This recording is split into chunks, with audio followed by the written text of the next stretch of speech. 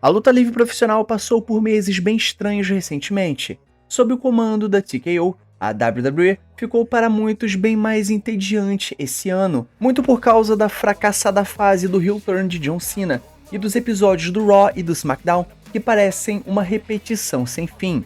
Enquanto isso, a AEW, que vinha de alguns anos meio apagada, melhorou bastante, com algumas histórias mais envolventes e a grande fase de Hangman Adam Page e Toni Storm.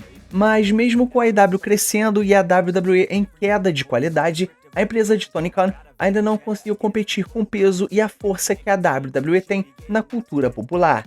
No fim das contas, mais gente sempre vai assistir e ir aos eventos da WWE simplesmente pelo nome, e a TKO sabe muito bem disso, tanto que decidiu apertar ainda mais o cerco. O WrestlePalooza vai acontecer no mesmo dia do AEW All Out, e a mensagem é bem clara: querem sufocar a concorrência. A AEW, por enquanto, vem conseguindo se segurar bem, mas não pode vacilar de novo, porque um deslize pode custar muito caro. Ainda existem muitas formas da empresa contra-atacar, mas a guerra só tá esquentando. Mas então, galera, antes da gente prosseguir pro nosso vídeo, não esquece de curtir esse vídeo, se inscrever no canal, ativar o sininho e comentar aí embaixo tudo isso que eu vou passar pra vocês, beleza? Então, sem mais delongas e sem mais papo furado, partiu pro vídeo. E bom, gente, alguém que não seja Tony Khan precisa ser a cara da AEW. Quando Tony Khan criou a AEW em 2019, ele praticamente salvou a luta livre nos Estados Unidos, que vivia um momento sombrio por causa dos fracassos criativos de Vince McMahon na WWE. Tony Khan deu certo porque, antes de tudo, é fã de luta livre, e só depois empresário. Mas a verdade é que, quando a AEW passou por maus bocados, a culpa caiu toda sobre ele, e suas decisões criativas sem brilho que desperdiçavam um elenco cheio de estrelas. E houve até uma época em que muita gente pediu para que Tony Khan saísse do comando criativo e fosse substituído. Esse papo esfriou, mas ainda hoje é ele quem aparece em entrevistas promovendo a empresa. Isso nem sempre ajuda, goste ou não de Triple H. Quando ele fala em grandes veículos como a ESPN, tem presença, tem respeito, impõe autoridade. Já Tony Khan é aquele cara nerd, socialmente esquisito, que repete as mesmas respostas prontas em todas as suas entrevistas, sempre agarrado em uma xícara de café que parece nunca largar. Isso parece uma imagem de amadorismo, como se a AEW fosse uma liga menor. Tony Khan pode continuar administrando os bastidores, mas não deveria ser o rosto público da companhia. E para atrair novos fãs, a AEW precisa de alguém com mais carisma e impacto para representá-la. Durante um tempo, Bryan Danielson participou ativamente da equipe criativa da AEW, e o próprio Tony Khan já disse que se algo acontecesse com ele, Bryan Danielson seria o homem certo para assumir. E convenhamos, todos conhecem Bryan Danielson. Ele seria meio que perfeito para dar entrevistas, divulgar a empresa e ser essa ponte com o público. Ninguém vê Ari Emanuel ou Nick Khan como os rostos da WWE. Eles cuidam dos negócios, mas não são a imagem da empresa. Do mesmo jeito, a AEW não precisa ter Tony Khan como o único representante. Outra coisa que também é bastante importante a gente falar nesse vídeo aqui é que a AEW precisa criar momentos virais e finais de tirar o fôlego. Um dos grandes motivos da WWE estar tão sem graça hoje em dia é porque parece que eles simplesmente pararam de tentar. Mas desde que garantiram um contrato milionário com a Netflix, tudo parece feito no piloto automático.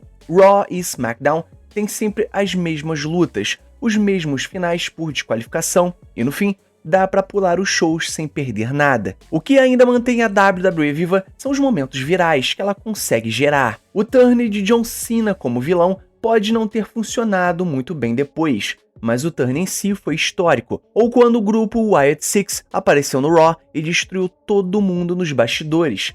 Foi só disso que se falou nas redes sociais por dias. É exatamente isso que a AEW precisa buscar. A empresa já entrega lutas emocionantes e, criativamente, tem melhorado bastante, mas ainda falta aquele momento bombástico que vira assunto na internet e faz o público casual querer conferir. Eles já chegaram perto algumas vezes, a história do The Devil, porque os fãs adoram o mistério clássico no wrestling, o Adam Page incendiando a casa de Swerve Strickland. O problema é que essas histórias quase sempre acabam rápido demais e não rendem o impacto que poderiam. A AEW precisa de finais que deixem os fãs na ponta das suas cadeiras, ansiosos pelos próximos episódios. Precisa de momentos virais que não dependam só de jogadas extremas, como alguém sendo arremessado de uma jaula em cima de uma mesa em chamas. Às vezes, algo simples funciona muito bem. Um retorno, por exemplo. A volta de Wardlow no Forbidden Door não mudou o rumo da empresa, mas deu um pouco de burburinho. Agora, imagina se a AEW começasse a preparar semanas de retornos de grandes nomes que estão parados por lesão ou sem espaço, como Britt Baker, Jack Perry, Orange Cassidy ou até Eddie Kingston.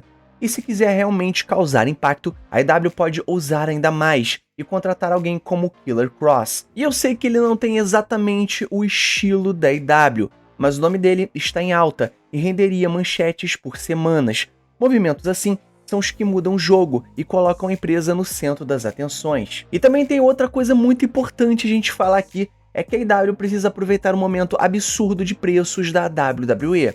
Hoje, um dos maiores motivos de frustração, até mesmo para os fãs mais fiéis da WWE, é justamente o custo cada vez mais alto para assistir os shows. Sob o comando da TKO, a empresa parece ter virado uma máquina sem alma, preocupada apenas em arrecadar mais dinheiro do seu público. Os preços dos ingressos para o Raw, SmackDown e até para os pay-per-views dispararam, tornando quase impossível para a classe média baixa acompanhar de perto.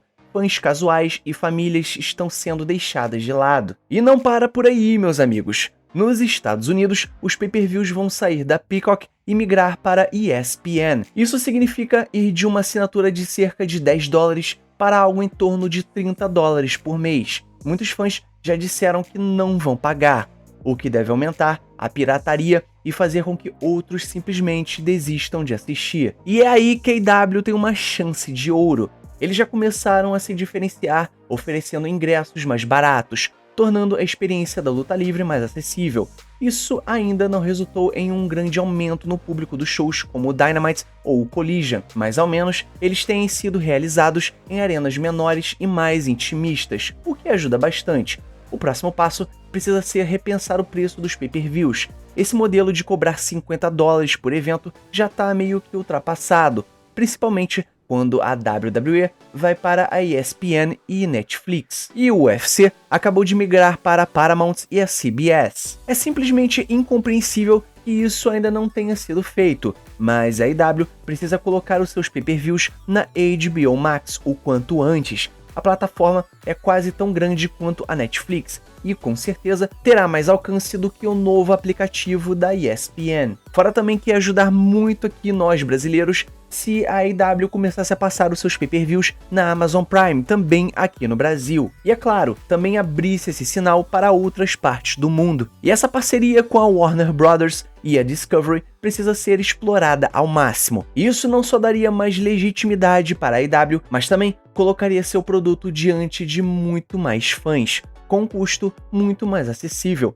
A WWE quer esmagar a AEW, mas por mais que alguém não goste da empresa de Tony Khan, é inegável que o wrestling precisa de concorrência. E com tanta gente se afastando da WWE sob o comando da TKO e com a AEW mostrando evolução criativa e estrutural, o cenário está muito mais favorável do que nunca. Mas a AEW não pode se acomodar, precisa continuar se promovendo melhor, criar momentos que viralizem entre os fãs e principalmente oferecer preços justos, enquanto a WWE só afasta o seu próprio público. Então é isso, galera, chegamos no final do nosso vídeo. Então fala pra mim, o que você acha desse embate entre WWE e AEW? Não esquece de deixar a sua opinião aqui embaixo nos comentários. Então não esquece de curtir esse vídeo, se inscrever no canal, ativar o sininho e comentar embaixo tudo isso que eu passei pra vocês, beleza? E o mais importante, é claro, somos Pro Wrestling. Valeu e fui!